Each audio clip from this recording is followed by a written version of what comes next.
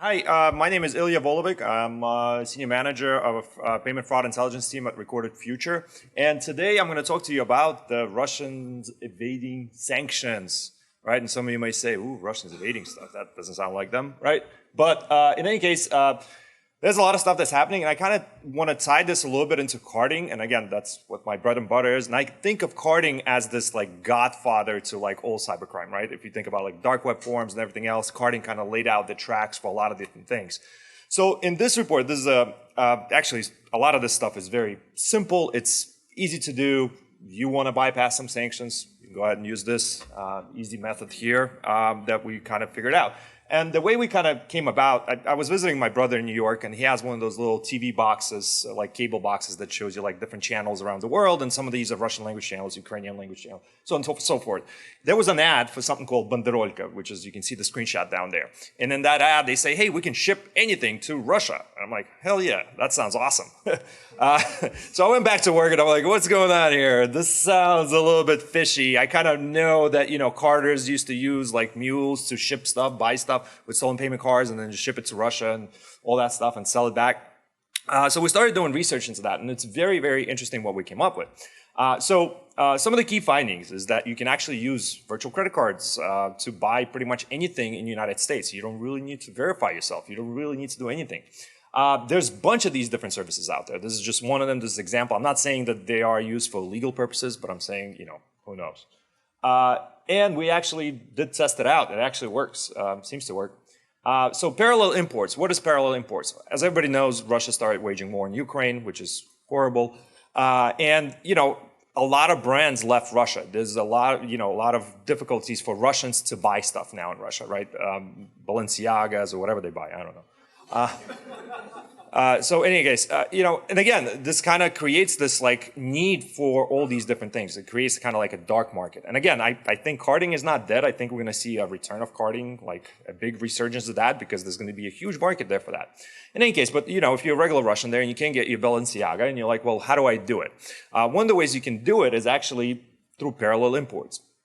The way it works is essentially you buy stuff in the United States or somewhere in the West, and then you send it to another country that used to be part of the Soviet Union, right? So like Armenia or Kazakhstan or some of the other countries. I'm not saying they're using those countries, but maybe, I don't know. So the regular Russians will rely on these similar concepts and similar processes.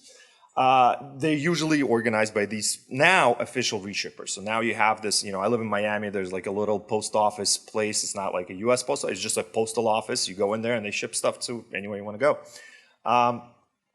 So yeah, so that's that parallel imports work. So they have to get stuff somehow, that's how they do it. And actually the Russian government said, they eased off on some of their regulations for parallel imports. They kind of actually encourage that. They want people to be able to get stuff. And some of the things that you get through that is like, you know, dishwashers, right? Any problems with dishwashers? Anything suspicious about dishwasher? No? No? Did you know that it can be used for tank parts?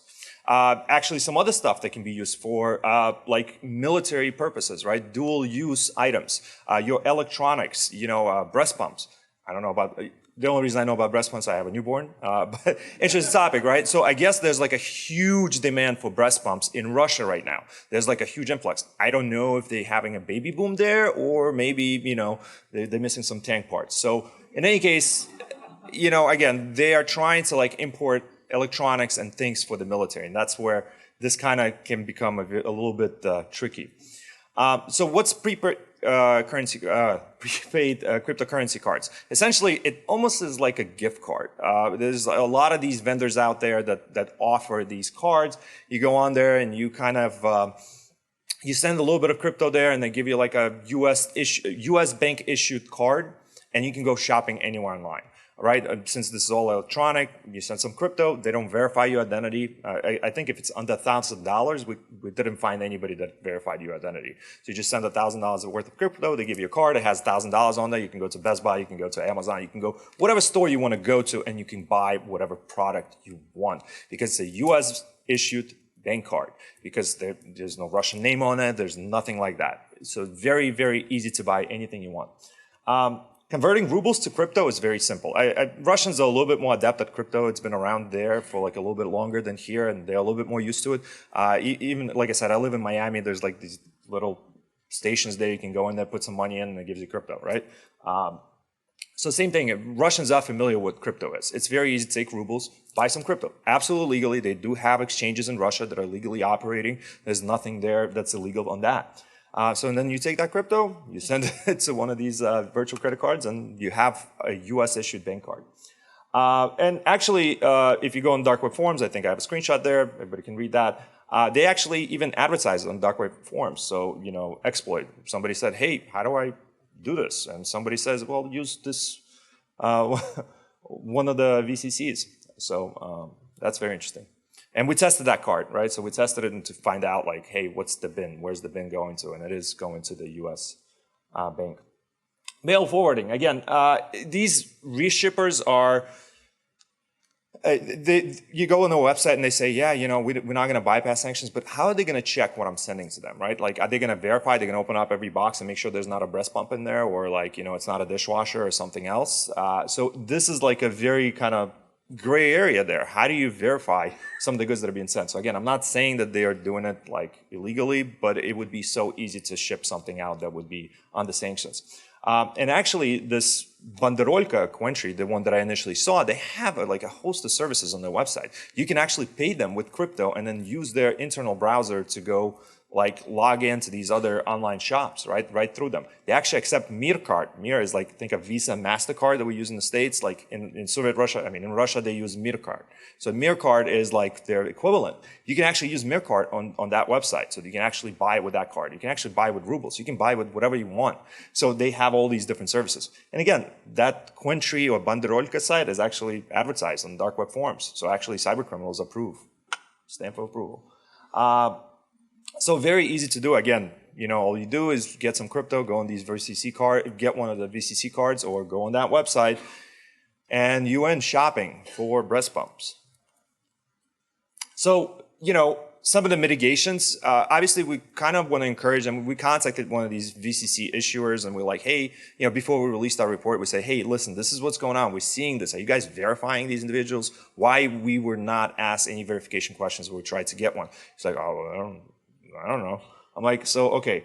So make sure you have good anti-money laundering laws, right? And good know your customer laws. So those are important to verify, like, hey, who is buying my stuff? Who's using my product?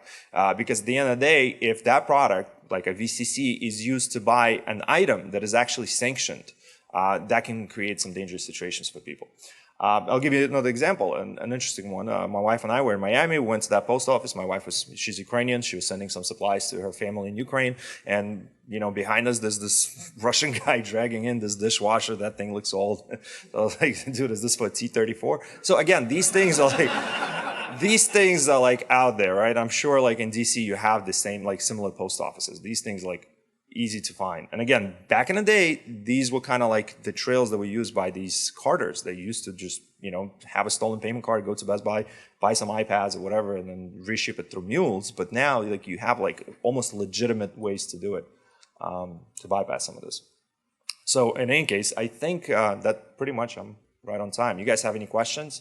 I have more information on it. Obviously, this is kind of just like a little overview. Yep. All right. Thank you.